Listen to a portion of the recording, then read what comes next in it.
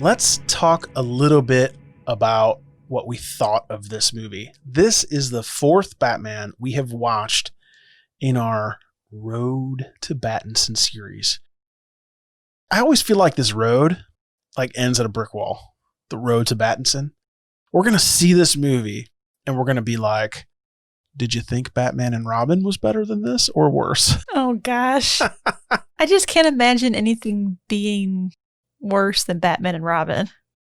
So tell us, what did you think of the story itself? I thought the story was pretty weak. I find myself being pretty bored. And we watched 45 minutes of it one night. Well, we turned it on pretty late. So we watched 45 minutes. Mm-hmm. And then you were like, okay, I'm done. And I'm like, okay, good. Because, I was getting kind of bored with it too. I couldn't take it. Mm-hmm.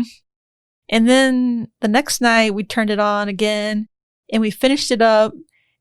But I don't think I would even have cared to even finish watching it if we weren't doing it for the podcast. And no, we procrastinated it, actually. We're like, we better finish it. Yeah. We're going to have to make an episode. Yeah. I was pretty excited to watch it, though, because it's been so long since I've watched it. Yeah. I don't remember. I remember Mr. Freeze, and I remember, Poison Ivy, and some of those scenes were very familiar, but I don't remember, exact things about it. So I'm glad that we did get to watch it again. Even though it was kind of torturous. Yeah. I think it's really fun to watch all the previous movies of one thing before the next one comes out. Yeah. Even the stinkers. Uh-huh. I've enjoyed the last three movies more than I thought I would. I'm appreciating Batman more just from going back and watching these again. Yeah, me too. What about the plot, the actual story? I didn't like the fact that there's Mr. Freeze and then there's Poison Ivy and they're trying to team up to freeze the world. Poison Ivy is all about plants. The plants are going to die before the humans are going to die. So it doesn't make any sense. You can't think too far into it. Yeah, I can't keep our grass from dying. I'm afraid we need to bring in our lime and our lemon or orange tree or whatever we have outside tonight before it frosts. Yeah, exactly. Shoot, we need to do that, Craig. I know. Before Mr. Freeze gets to the plants. Yeah. So this doesn't make any sense. There's a lot of weak plot points in that. Mm-hmm. I don't know. I almost think that they should have just picked one villain. Obviously. And went with it. But when I think about it, I don't think Mr. Freeze, I don't think that would hold up either. And then Poison Ivy, I think she was a huge reason I didn't like the movie. Every scene she was in, it just was poor, yeah. And it wasn't Uma Thurman or anything, because I think that if she had the right dialogue, I think it would have been fine. It was too villainous in those Poison Ivy scenes, and it just bored me. It was too theatrical. Yeah, maybe. It was too forced. The lines were too forced. Mm-hmm. I really wanted to find something good about this movie, honestly. Me Unfortunately, too. the story just isn't it. The whole idea, like you said, that they would team up makes absolutely no sense to me. Okay, let's say they do freeze the world. Let's say they win. Yeah. Then what? They can't physically touch. The only two people left on the planet cannot even procreate. Yeah, and they even said, we're going to be Adam and Eve. And it just makes no sense at all. I know. I hope Poison Ivy likes frostbite, because that's what she's about to get. I also think that Mr. Freeze only wanted to freeze the world after he thought his wife died. Oh, yeah. It really wasn't his desire to ever dominate the world. Remember, he needed $1 billion in order to continue his research to fix his wife. To me, I think Poison Ivy created Mr. Freeze's desire to freeze everything, which isn't even in her best interests. Do you know what I mean? It's not even in her best interests. Mm-mm. Yeah, I think I would have liked the Mr. Freeze story even better if he just stuck with stealing diamonds and trying to make his wife better again. Yeah, if it was a heist movie. Uh-huh. And Mr. Freeze was an anti-villain where you kind of rooted for him. Yeah. Because who cares about diamonds when somebody's going to die? Yeah. He didn't need to team up with anybody. No, I agree. So let's talk about one of the biggest things about this movie. What did you think of the cinematography? I thought it was pretty well done. I mean, I think that was the only reason that I was like, oh, this movie is big budget. This is worth finishing. Because there were crazy special effects and Yeah. rockets and cold rays. And it was very cartoony or something, I guess. Mm-hmm. And I read something about like even the toy makers kind of got into like creating the sets and the cars and the like the vehicles and stuff. Yeah. Once you kind of read that, it kind of makes more sense why it is, I think, so cartoony. Yeah. It just seemed like we were watching scene after scene of choreographed dance moves and fight scenes that it just kind of got old after like 2 of them. And it was very cheesy, like, too. Like acrobatic in almost a way that was unnatural for people to be like fighting and flipping around. Yeah, like Mr. Freeze's first introduction into the movie, his hench people were hockey players. Oh, yeah. With bladed hockey sticks for weapons. I mean, come on. The cinematography ruined it for me. You didn't like it? I hate it. Yeah. I hate that carnival, fake-looking style. Yeah. Like, I like my Batman movies like the more current ones. Yeah. Like dark. Well, I think and high contrasty. Yeah, I think if this wasn't Batman, it would be better. He's the Dark Knight. Yeah. He's not going to ribbon cuttings. He's not a public figure. Or the whole part where like Poison Ivy kicks those people out of that like Turkish bath underground place. It was like black lights on like the glowing lights. Exactly. I don't know what you call that. The glowing. Yeah, it had like black light lit. Yeah, it was all black light lit. The fact that we're supposed to believe that there's a gang of people in Gotham that light their hideout in black lights and paint themselves up in black light paint and just hang out that way. It's really just bad. I knew we were in trouble when the ice skates popped out of Batman and Robin's boots. I thought, that's when it jumped the shark for me. Yeah, I went back and watched some scenes today, and they're not even ice skating. They're rollerblades. Like, you can see the rollerblade. Like, I was looking at it, I was like, what? There's no way that's an ice skate. They probably weren't even rollerblading. It probably wasn't even them rollerblading. Oh, yeah, they're stunt people, I'm sure. Exactly. Yeah. Exactly. It's easy to do when they have the masks and, they're moving around really fast. You can't see them. Like, if I was George Clooney, I'd say, like, hey, I only want to act in this movie when you need the top half of me. Anything else, someone else can do it. Yeah. Speaking of the actors, what did you think of the actors? It's a hard one, too. It's hard. Because I hate criticizing them because I think they did what they could with the script that they had. Like, I don't know. I even went back and was watching some of it today, and I just kept cringing. The script was so bad. Like, I don't know how they even took it when they were filming this movie.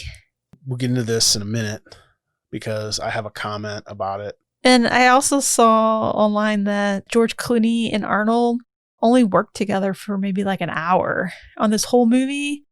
And Chris O'Donnell and Arnold Schwarzenegger didn't even work together at all. Like, that's how like disconnected it feels. And after reading that and I think back on it, it just seems like a bunch of shots that they mixed and matched back together. And that's exactly right. It's like a bunch of stage shots or staged videos that they clip together into a movie. Yeah. And even we were talking about it before the podcast today. There's no dialogue. There's no, I don't say something and you wouldn't respond back. Like, I would just say something and then you would say something else. It just doesn't make sense. Yeah, I agree. Also, did you notice how Arnold had like a battery powered light in his mouth? Yeah. Like, pretty much every scene. I don't know about everyone, but it looked like it was there. And a lot of times it didn't even look like his mouth was matched up with his words. No, it was definitely overdubbed or something. It was terrible. When you're designing a suit or whatever, you don't put something in the actor's mouth. Especially when he's kind of hard to understand in the first place. Right. I mean, he's got an accent. Yeah. I don't know. It's a hard one. His suit and stuff was really cool, though. Yeah, we saw that in person. Mm-hmm. It's great. Yeah, we'll have to post those pictures on our Instagram or on social media. For sure. I wish I could pull punches here, but the acting was terrible. Uh-huh. The acting was absolutely horrendous. I think the acting was so bad they had to reshoot some of the lines and overdub. You think? Yeah. But I equate most of this to the script. You just didn't give anybody anything to work with. Mm-mm. I mean, it was just really, really, really poor. There's nothing to act when the script is just loaded with one-liners and puns. You can't get into a character that has no dialogue, that has no personality, right? You have to have interaction with other characters in order for the actor to figure out like what that character is about. What are their desires? What are their motivations?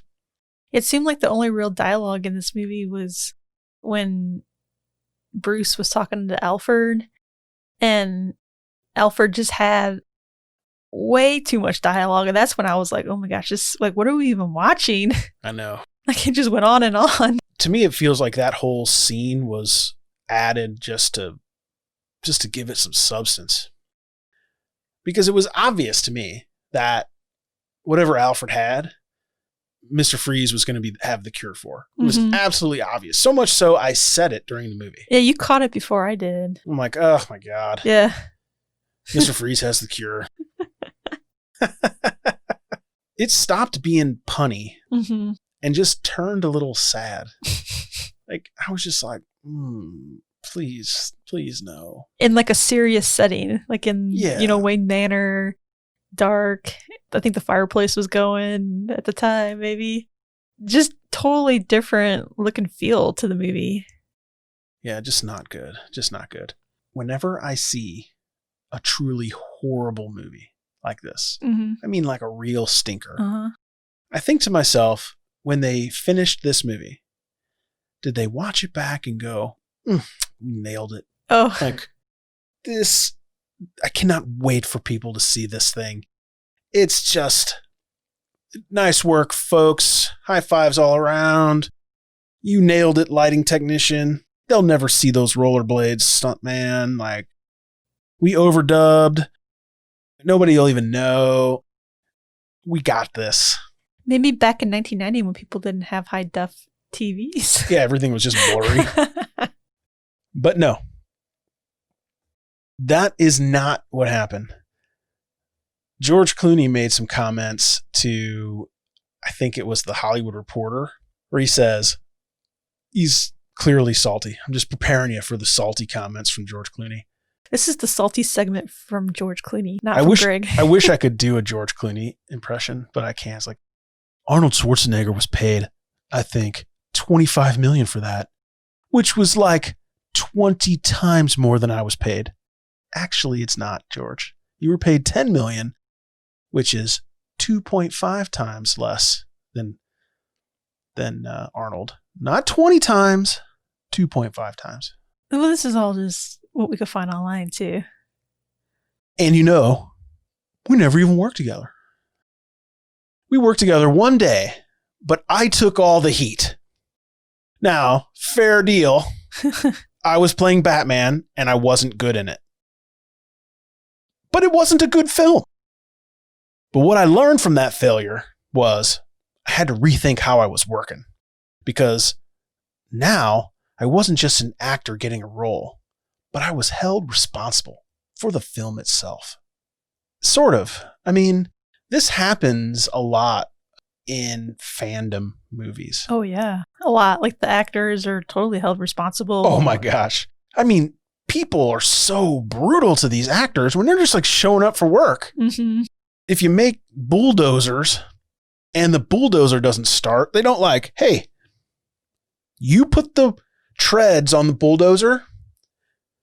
It's your fault. I see you. Can you imagine if, what's the guy that plays the Maytag dishwasher guy on the commercials? Can you imagine if they're... You mean the guy from Eureka? The guy from Eureka. Can you imagine if he's walking down the street like, hey, that dishwasher you sold me is a hunk of crap.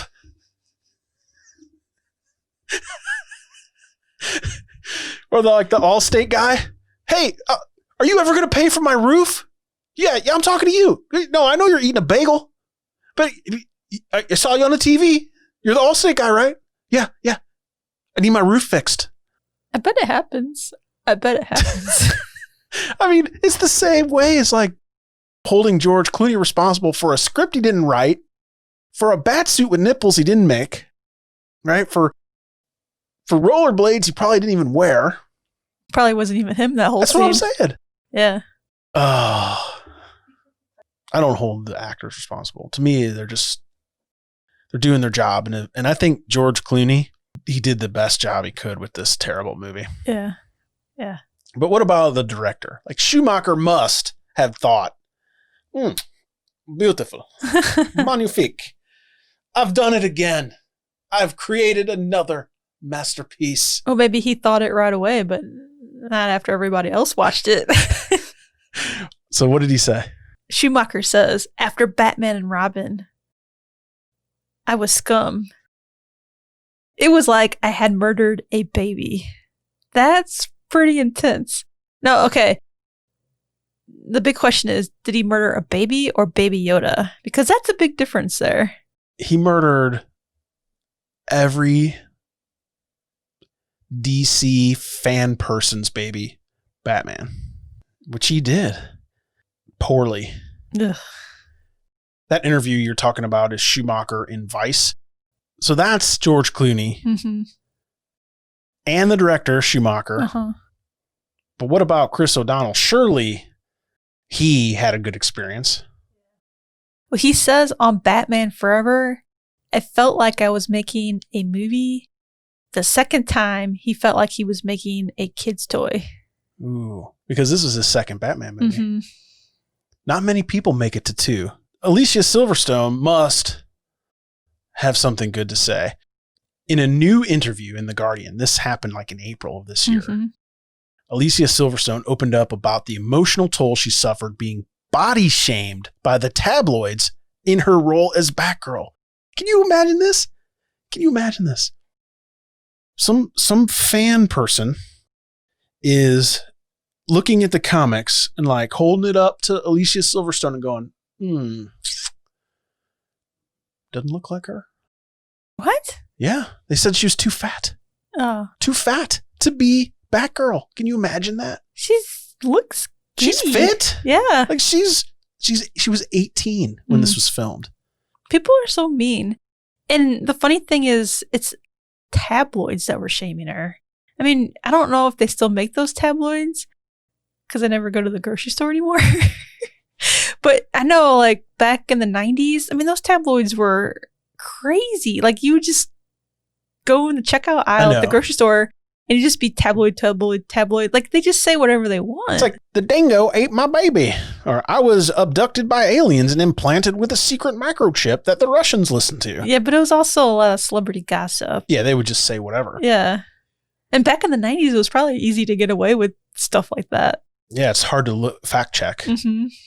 The Guardian's reporter was brutal. Mm-hmm. And they reminded the readers who are reading this that it's Joel Schumacher's critical and commercial fiasco that gave George Clooney's Cape Crusader nipples and Arnold Schwarzenegger top billing as Mr. Freeze just for uttering the lines, chill. And they go on to say it nearly killed the franchise until Christopher Nolan's The Dark Knight trilogy came to the rescue. Speaking of press, HollywoodReporter.com also reported on this. What did they have to say? They said the film has inspired an entire cottage industry of internet videos and articles pointing out its flaws. And that is true. Oh, it's so good, though. So true. So good that we're going to have a segment in a minute where we do something similar. Oh, yeah. In a way, it continues to entertain people through those very articles and videos. It's entertaining. I like ending on this article because it's kind of positive. Mm-hmm. They go on to say that the continued interest is something that surprises Schumacher. Is it popular for all the wrong reasons? He asks with a laugh. Yes. It's like how people watch car accident videos on YouTube. It's just morbid curiosity. I don't know if it's that morbid curiosity. That's extreme. Bad. It's bad. It's bad. So we decided to just browse over to Rotten Tomatoes and just see what the tomato score for this bad boy is. This has to be the worst we've ever seen. Is it? It's gotta be close. But 93 critics watched and ranked this movie. Doesn't seem like a lot for how long the movie's been out. 11% is the score it got. Terrible. The audience score, 554,000 people reviewed this. That's a lot of people. That is huge. That might be the biggest we've ever seen. 16%. The worst reviewed movie we've ever had on this podcast. 102 episodes. Now I kind of want to go check them all. Because we don't always look at the tomato meter. Yeah, but when there's a real stinker, we do.